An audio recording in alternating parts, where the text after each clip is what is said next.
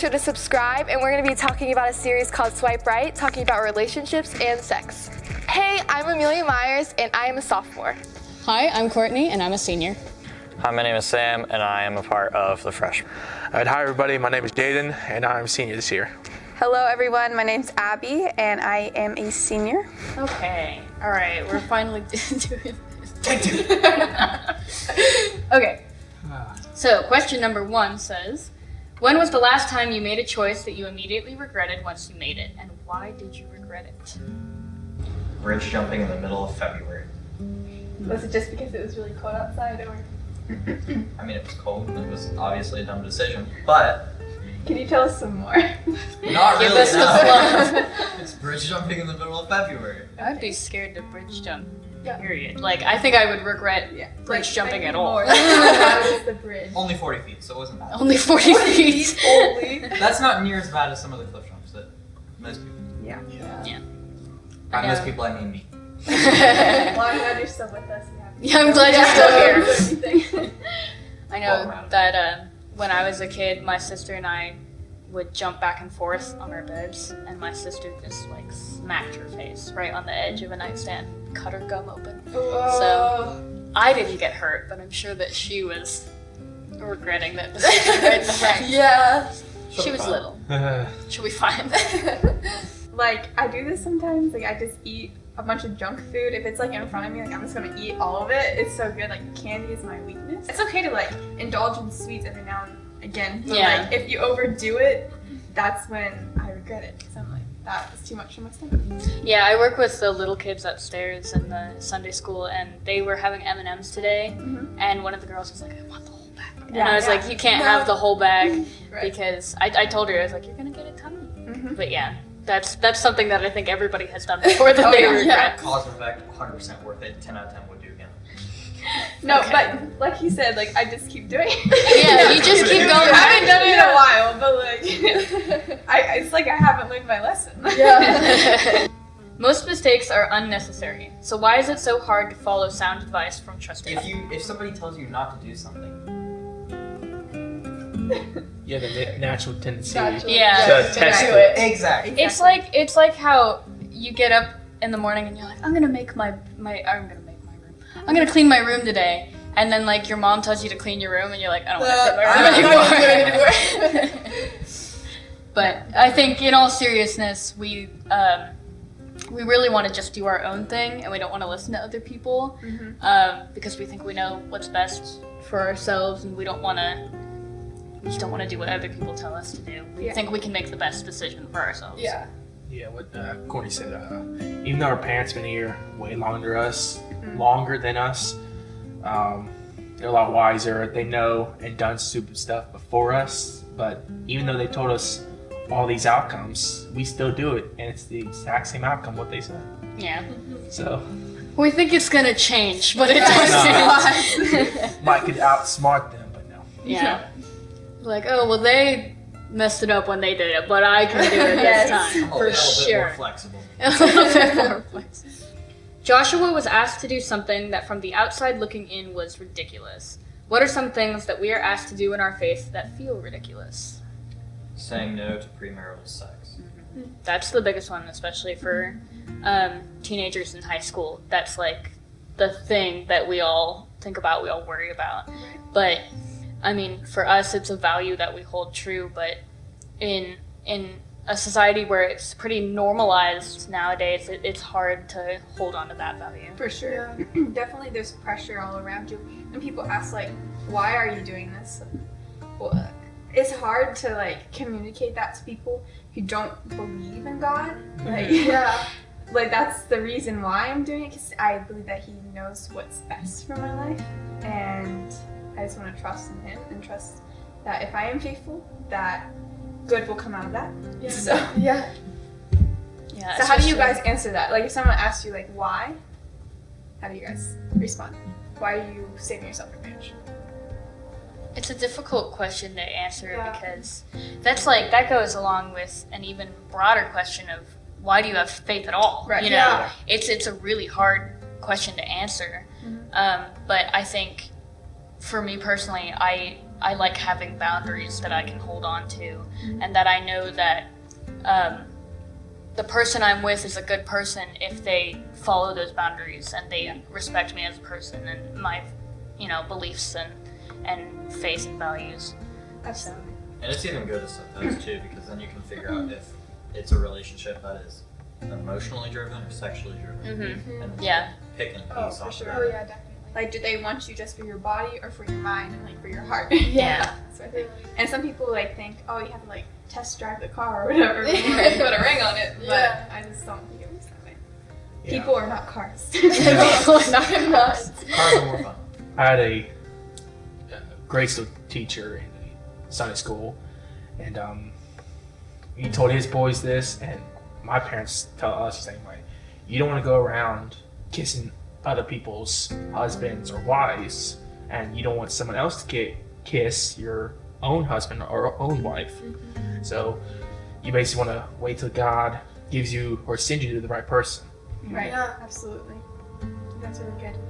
And like, if you're like, let's say you mess up, like you give in and like you're very intimate with somebody before marriage, you have sex with them, then I just feel like you're attached to them like physically and emotionally, like on a level that is just hard for us to comprehend. Yeah. It gives you And a so comfortable bond. if you just keep going through that cycle, once you find the person you're gonna marry, then you have that like in the back of your mind all the time. And why not just wait for the right person? Yeah. Yeah, Until the time is really right. Because Yeah. even if it's not all that emotional person, about it. even if it's that, how do I say that? Even if it's not that person, you definitely get a chemical bond Oh yeah. with that person. Yeah. Like coming firsthand, I slipped up, and I mean, yes, it wasn't my choice, and I was drugged into it.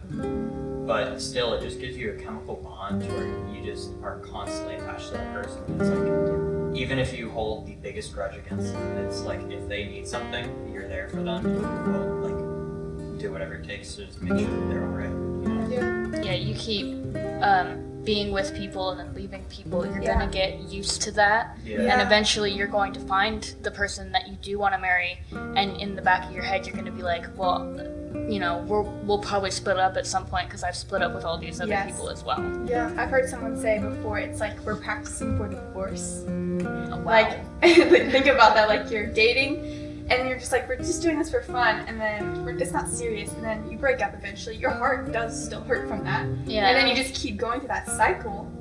And I mean, it's basically practicing for divorce. Yeah. Yeah, I've been told that the point of dating is to find someone you're going to marry. Right. But yeah, practicing for divorce, that's heavy. Yeah. That hurts. I know.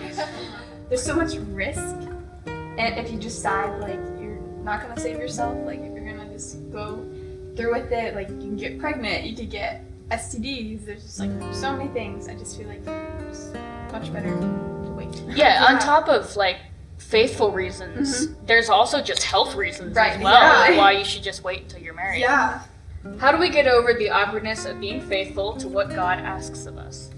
I feel like it's less of how we do, and it is how we do, because it takes, in my opinion, it takes two people. You have to come clean about what is bothering you, so that way you can open up about it and have somebody else that is on the same page with you.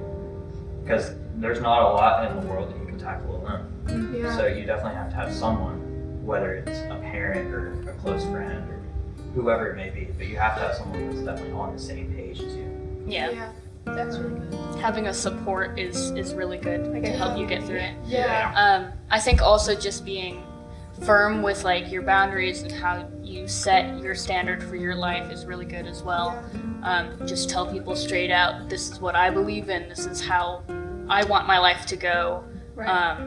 and I'm not changing that, Yeah. That's good. That's really good. I think like you said, like the know your why behind that. Like if for us, I think our why is like faith, and if you just have that firm foundation in it, and you have that community, people around you, if you want what's best for you, I think that will make it a lot easier. It's like a house. You can't build the walls without having a base and foundation. Yeah. Why is our natural tendency when we give in to desire to hide like Achan? How have you seen that cause pain in the lives of your friends? Leaves you with a form of guilt. And I wouldn't say it holds a grudge against you, but it's always a thought that's in the back of your mind, whether you want it to be there or not. Like a burden, you're just like carrying. That word's too big for me, but yeah. Yeah, it's like a lot of times during sermons here on Floor One, or even upstairs as well, they've used the metaphor of carrying luggage. Oh yeah. You know, if you hide something and you keep it to yourself, that is weight on your shoulders that you're going to have to deal with for the rest of your life, you know. So I feel like trying to hide things, there's no purpose for that, because the truth's going to come out, and until then, you're just going to have to deal with it, and it's just going to be in the back of your mind, you know. Yeah, I think it's crazy because it's like we just keep putting on that baggage and all. It's like it's never stops. We just keep putting on and putting on and putting on. But you know, like there's no point in doing that. You know, like the truth will come out, and once it comes out, you just that weight is just lifted. Absolutely. I've noticed that people who are trying to hide something, they're living in a constant state of fear. Yeah. And it's just not healthy, and it's not good. It affects them every area of life. And if you just give it to Jesus, I know it's a lot easier to say that, but you give it to Him, He definitely changes the way that you do life. Yeah, you're just constantly worrying somebody's going to find out, you know. Someone's going to figure out my secrets, and it's horrible on your mental health. Like it is awful. Yeah, draining. What does it mean to you when you hear the phrase, "the truth always collects"? How should this shape our choices? I feel like it should pressure you to think twice and act once. Yeah. In your head before you make an action. List all the possible outcomes that could come out of this scenario, whether it may be good or bad. And then based off how those are, choose how you're going to act, or at least let it influence your actions. Yeah. Yeah, like we said, the truth will come out. There's no way to keep your secrets forever. It's going to get spilled at some point. Somebody's going to have to pay the price for it. So I think if we already know ahead of time that the truth's going to spill, it can influence our decisions. If we already know that it's going to happen, then maybe we shouldn't do it to begin with. You know, I think holding on to that truth, that the truth is going to spill, that can help us make better decisions, knowing that eventually our secrets are going to get spilled. Yeah. Speaking about Achan, I read his story when he confronted Achan and find all that silver and gold under his tents. All of Israel stoned him and his wife and his kids. So just keep that in the back of your mind. Whatever you do, it might not affect you, but it will affect someone else later down the road. Yeah. And did you say you were buried underneath his tent? Yeah, he hid underneath his tents, and all of Israel got cursed, and God told Joshua to go out and send tribes and ask everybody to come clean. And when he got to Achan confessed and showed Joshua all the stuff he took from Jericho and got killed. Yeah. Didn't you say his wife? Yes, his wife, kids. So even though his wife and kids did nothing new about this, they still got killed. Right.